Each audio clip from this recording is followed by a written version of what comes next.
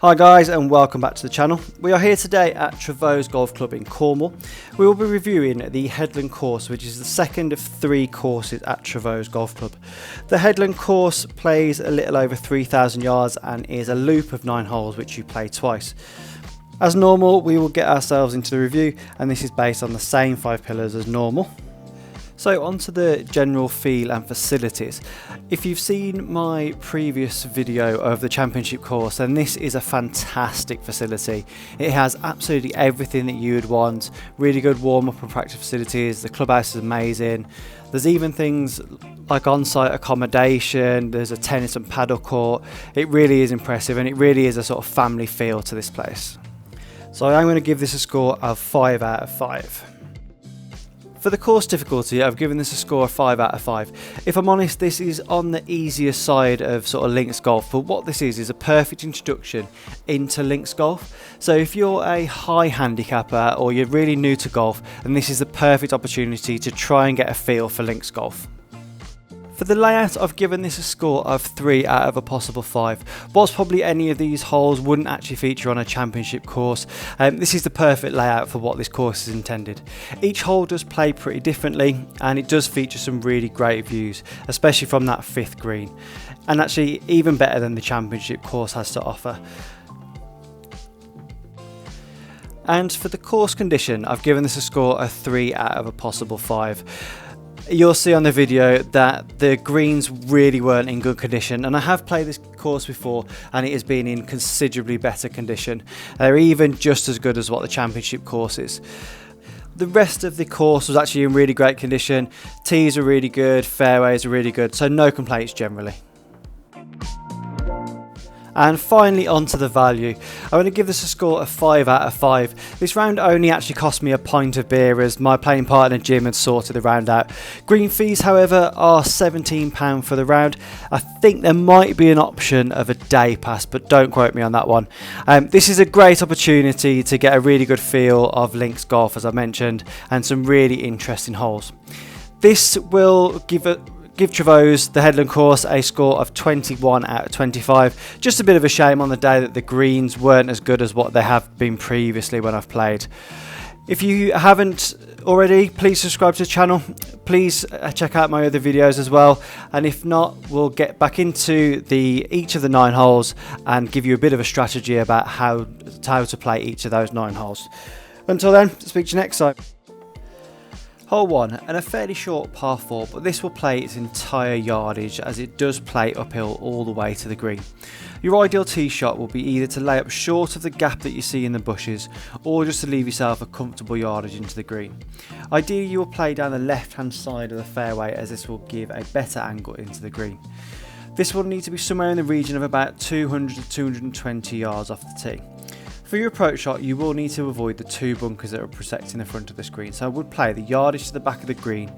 This green is a split tier green, with the back portion of the green being the higher of the tiers. It generally slopes down towards the front left of this green as you approach it, so do expect a bit of movement, especially if you are having to put across or up or down a tier. Hole 2, and a challenging par 3, as you won't be able to see the bottom of the flag. This hole plays entirely uphill again, and I would recommend just playing the yardage to the middle of the green. I would also aim a little bit towards the right of this flag. Anything missed to the left will only cause you more trouble. There is a bit of a bank, but this will leave you with a very tough lie, and if not, lose your ball altogether in the long rough. Again, this green slopes generally down towards the front of the screen, so if you are having to put up or down the green, you probably won't find too much movement, but if you are having to put across the green, then you will need to factor this in. Hole 3, and a stunning view of the sea from this hole, as you do play from a raised tee box. This is a great hole to try and get down the fairway as far as possible. There's an old wall that's in the right hand rough, and this will be separating the 2 fairways. If you can get beyond this, then do take it on, but you are going to need to cover at least 250 yards to get clear. If not, I would lay up short of the bunker and the wall, playing no more than about 220 yards from the tee. You will need to aim down the right hand side, as it is out of bounds all the way down the left. For your approach shot, you will ideally miss this green to the right if you are going to miss. There's 2 bunkers at the front, and again out of bounds all the way down the left as well. So I would recommend just playing the yardage to the middle of the green. Once you do get to the green is pretty flat, so don't expect too much movement pretty much at any point around this green. Hole 4, and a challenging par 4 here. This is going to require a very accurate tee shot from well over 200 yards. You have very little room for error around this green, so if you don't feel comfortable playing that yardage, I would lay up short just to the bunkers at the front of the green. This is a stroke index 3 and 4, so for most golfers you are likely to have a shot at this hole. If you do feel comfortable with hitting that sort of yardage, I would play the yardage to the front of the green, as the green is actually a touch lower than the tee box, and actually missing long really isn't an option here. The green is pretty flat from most angles, but there is a slight gentle slope down towards the front of this green. If you do lay up short, you're probably going to have to rely on your short game to get up and down, but coming away with a bogey here probably isn't a bad result. Hole 5, and a challenging par 4 with a 90-degree dogleg to the left. The safe play here is to actually just play for the turn. This will come at roughly 220 yards from the tee, and I would take aim at that white house that you see in the distance. If you are one of the longer hitters, you probably can take the corner on, but you're going to need at least 250 yards, and you will play down the line of the left hand side of the out of bounds. The only problem here is that anything actually missed left here will likely hit the house that's on the left. For your approach to the green, I would just take aim to the middle of the green, if anything favour the right hand side, and just play the yardage to the front of the green.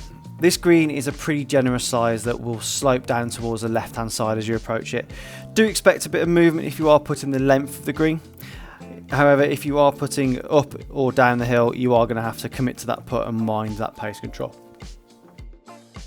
Hole 6, and playing the exact opposite to hole 5, so this time you do have a dog leg to the right, but it doesn't feel as extreme as the last hole. Your tee shot here is going to be really important to set you up for the approach to the green.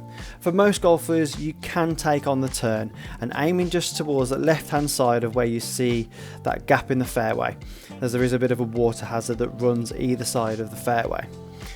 You should take aim somewhere around the region of 220 yards, and if possible just leave yourself a little bit short of that gap. For your approach to the green, I would recommend just playing the yardage to the middle of the green and aiming for the middle of the green as well. You will ideally just need to avoid the 2 bunkers that are sat short of this green. This green isn't particularly big, so will require an accurate tee shot. The green is pretty flat from most angles, but does have a gentle slope down towards the front portion of the green.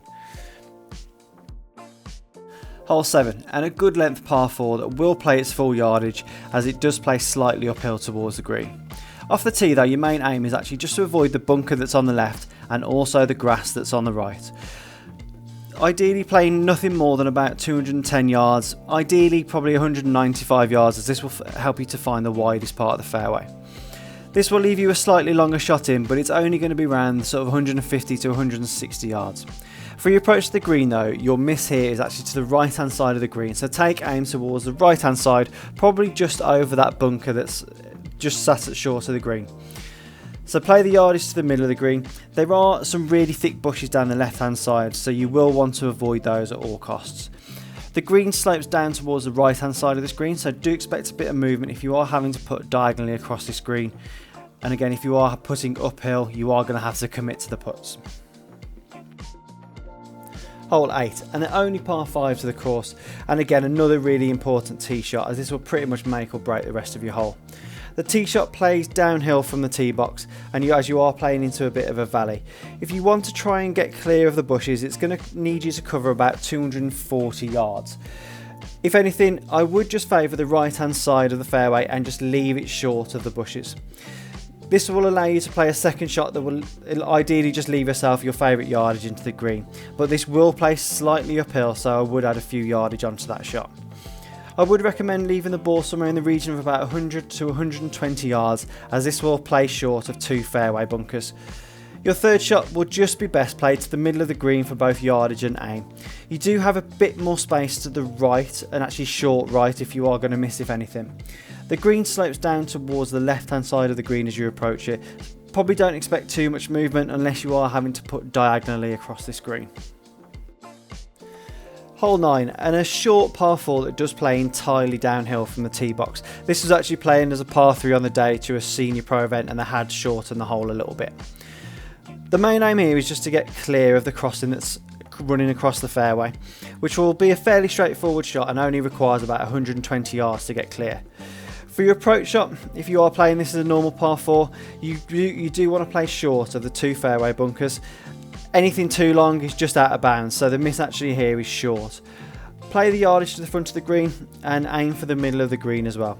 You will also have a bit of a miss right, but this will leave a really tricky up and down, as the green is slightly raised from that bit of a runoff area to the right there. The green is pretty flat from most angles, so don't expect too much movement from here.